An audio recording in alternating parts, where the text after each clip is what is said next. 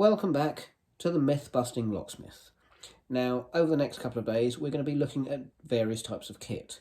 One kit we're going to look at in another video is the Doorstep Box. And as it sounds, it is a box that you would turn up on the doorstep with 100 or 1,000 different items in that you know that you are going to need or going to use or could utilise in some way to assist somebody in whatever they need as a locksmith and providing services.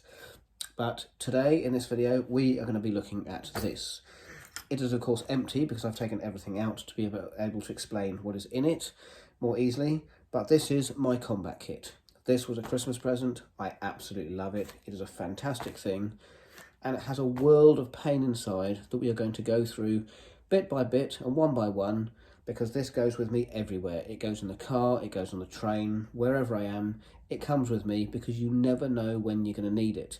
But having grown up near the river, on the river, and by lakes and ponds, I know that it is something that I will utilise all the time. Along with that, because I work in a place where they use forklift trucks and agricultural vehicles, I have got a set of master keys for all the different types of tractors, forklift trucks, and lawnmowers, agricultural vehicles, and so on. And I have left that attached on here, but this stays on the outside. So, we will lose that for a moment. So the first thing I would like to introduce you to is the 45-foot rope. This is an incredibly strong rope. It is about 45 feet long, and it is the sort that you could potentially use for rock climbing, abseiling, that sort of thing. It has a very heavy loop on the end, and we'll be coming to why shortly. So that is one of three I have, and it is very, very strong, and it is very, very long. The second I have is a 30-foot rope, slightly thinner, still incredibly strong, with a smaller loop on the end. But these will both take 400 to 500 kilograms as they are designed for this, and you'll see what comes along with them as we move along. Now, the third thing I have is a 35-foot rope. This has little loops like this on, which are slightly different, and we're going to address this first. The reason why these have these loops on is because the first magnet I would like to show you, and we'll clear those out of the way. This is a 400 kilogram pull magnet. It will literally hold, pull, or secure 400 kilograms. So if you lose a ridiculously large bunch of keys, or your child holding onto the keys, or your car, in fact, in a lake, a pond, a river, a drain, or a big hole, or somewhere where you cannot get it back, this beast will get it back. This is designed, to, with some ease, he says, screw into this hole here, which as you can see is incredibly tricky to do, but we will get it in. This screws in here, like so, but I won't struggle with it. And once it's fully screwed in, you can then use it with the rope to retract what you've lost. Right, we're going to put that there.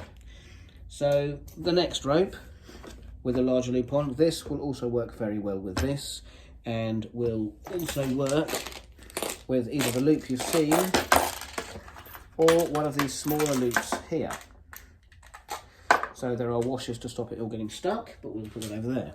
So with one of these loops, we'll go in here, we'll go with this rope here, and then you have a very, very strong combination of hook and loop and magnet to retract whatever you need.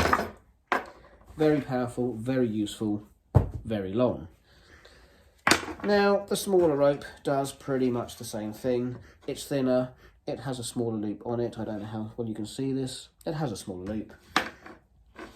And it is designed for the same thing, but for this one, we have a set of slightly smaller magnets. So here we have a 15 kilogram pull, we have a 45 kilogram pull, and we have this little one here that is one long bar magnet and a little rubber casing with a little rubber attachment here that you can use for attaching to wire or string. These go on a magnetic plate to keep their magnetism, and they go in a box to protect my fingers and the magnets. Now, the next thing we have is these grappling hooks. They're very well made, they're very sharp, they've got points on the end, and as you can see, that's literally just pierced straight through the rubber there. So these would be great for recovering your rucksack or your bag or potentially your keys or something that's fallen down where it can drag along and be lifted up on one of these ropes, either this one, which one is there, or one of the two red ones, depending on the length that you need. The other thing I have in the way of hooks is one of these. This I found it was going to be scrapped, they were going to throw it away. So I thought, you know what, I'm going to keep that. You can attach it to a rope, you can attach it to one of these loops on the string, but this, I could literally hold this and support my own body weight. It is a very well made, very powerful hook and could be very useful in the right environment if I come across somewhere where it would be useful. Now, the next thing I made was this. This, I don't know if you can see here, if I put it like that for you. You have a loop at this end, and the wire comes down here to a magnet here. Now the magnet is the same as the one in the little box here.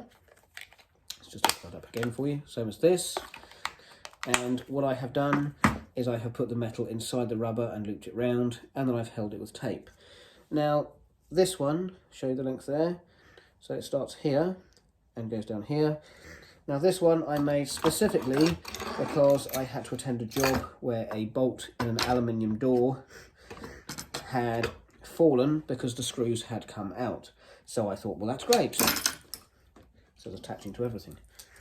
I thought, this is great. I will put this down like this, down the hole of the aluminium door.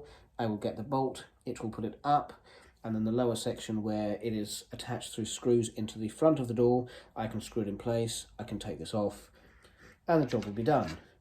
Ironically, the bolt was not magnetic, so unfortunately, I had to find another way of doing it, which is why it's very useful to have mole grips, monkey wrench and pliers, because I simply couldn't use the one tool I had designed to use because it wasn't magnetic.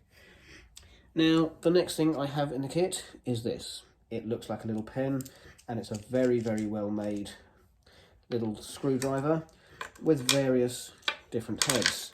Some of these are odd shaped security type heads for high security doors, or where they have replaced normal screws with ones with odd shaped heads. So this is how tiny they are, comparing them to my finger. And these are very clever because the inside here is magnetic and it goes in like this, and there you have a tiny screwdriver. And because it is so small and light, you can take it everywhere. It attaches to my bag, and it will have unusual screw head types that you wouldn't normally come across. So as well as the large selection of screwdrivers I do have, this is also very helpful and has helped me out a couple of times where I wasn't expecting to see this type of screw. But if you want an idea of how small, it's the sort of screwdriver size that you would need to remove the screws out of an iPhone. So very small indeed. And it's very clever and very neat. The fact that it all, hopefully, slots back in the top here. Okay, we'll leave that for a minute, but generally it would slot back and the lid would go on like so. Now, the next thing we have in the collection is gloves. If you're using metal, especially sharp metal or hooks or magnets that are very powerful, you need a pair of gloves. These are great, they have a grippy side and a textured side. They are a lot stronger and a lot more protective for your hands than they look, and they were supplied specifically with the red ropes and the magnets so that you wouldn't burn your hands with rope burns. Something I'm very familiar with, having grown up as a small child climbing ropes, and I slid down a rope one day and I didn't let go, and literally my hands went straight down like this, straight down the rope, and my head was rubbing against it, and it left a huge welt in my head for absolutely days. So very important, wear gloves when using ropes, because if it slides through, it will burn your hands. Now, the last thing we have, and a bit of a curious one for you, we have a pair of socks. Now, excuse me. Now, you might wonder why we have a pair of socks. Well, this is where we come back to the magnet. This we would use for bypassing the mechanism on a safe. Not going to tell you how. but it is doable. But if you're going to use a magnet on a safe, what you want to do is make sure that you have it in a sock, because if it is in a sock, you hold the sock like so, the magnet attaches to the metal and you can move it around and you can pull it off. You don't want to keep your phone near you when you're doing it, and you need to keep your hands free and away from it, because it will hurt and probably potentially break your fingers if you get a magnet of this power between your hand and a metal surface. So hence the sock, because it's the only way you're going to get that magnet off again, and it is also a way of protecting your hands. Now the last thing in here, and it's a bit of a random item, it is a small thing to loosen the nuts on wheels. I do have a locking nut in another box, and I have this little one that goes into a longer handle, and it gives you much more leverage to undo the nuts on a car. Happens to be in the box because it was some random item. I couldn't think where else to store it, so it goes in my little kit because it goes in the boot of the car and goes with me absolutely everywhere. And along with that, the classic GT85 spray, the only thing you should ever be spraying in, on and around your locks, because it contains PTFE and it is the perfect thing to maintain and look after your locks and keep them in working order. So that's it. Everything goes in the kit, and then this one small bag goes in the car, and that's where it stays. So as always, I hope you've enjoyed this video, and I hope you'll join me for another one. So if you feel free to subscribe, please do. And if you'd like to hit the thumbs up button, then I know it is something that you'd like to see more of. And next time, what we will do is we will go through this, the Doorstep Box. It's big, it's heavy, it's stuck to the ground, and it is everything you could possibly imagine you need on a doorstep. But what we will do is we will start with a full box, and we will take the items out one by one and look at them, because then you will see exactly how much actually fits in the box. Whereas if I took it out and tried to put it back in the box, it would probably take me a week to pack it properly, because there is so much in there and there is so much to tell you. In fact, we may need to do it in 2 parts. So I hope you'll join me for those, and I hope you enjoyed this. Please do come back again, and thank you for watching.